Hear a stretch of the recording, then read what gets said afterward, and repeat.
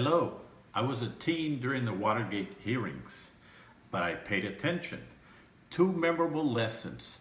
What did the president know and when did he know it? And more apropos concerning this matter, sometimes the cover-up is worse than the crime. On that premise, let's connect the dots by examining what we know. Superintendent Gutierrez recommended and hired EnviroLight to replace fluorescent lighting at 6 schools. EnviroLight is located at 1403 South Sugar Road. I know this office because 2 years ago, I attended campaign meetings for current school board member Javier Salinas at this same office complex. The invoices went to John Phillips in care of EnviroLight Solutions. On a side note, the only political sign in front of EnviroLight's office was Robert Peña's.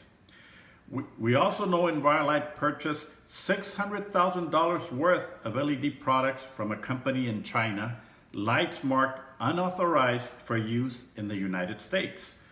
To install the new lighting, EnviroLight contracted Econ Group at a cost of $150,000, a company owned by a former board member, Gilbert Enriquez. Econ Group has done business with ECISD on 12 previous occasions.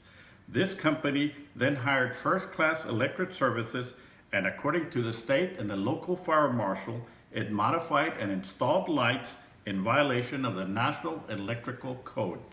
The local and state fire marshal cited ECISD with violations of 3 standards: the Fire Code, the Life Safety Code, and the Texas Department of Licensing and Regulations.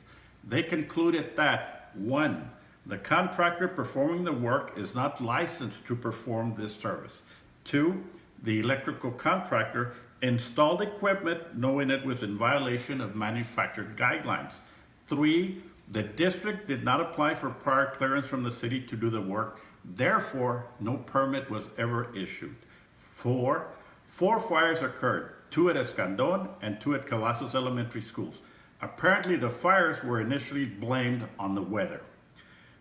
5, these fires were not reported to the fire department, leading taxpayers to believe they weren't reported to Carlisle Insurance Agency, the company that insures our buildings, students, and staff.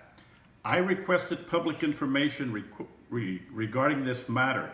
The response: the district does not have information responsive to my request, which translates to ECISD does not know if they informed the insurance company. Here's who else didn't know: the parents.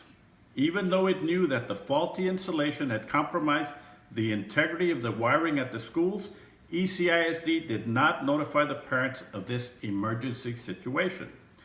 Now new information came at the November 16th board meeting.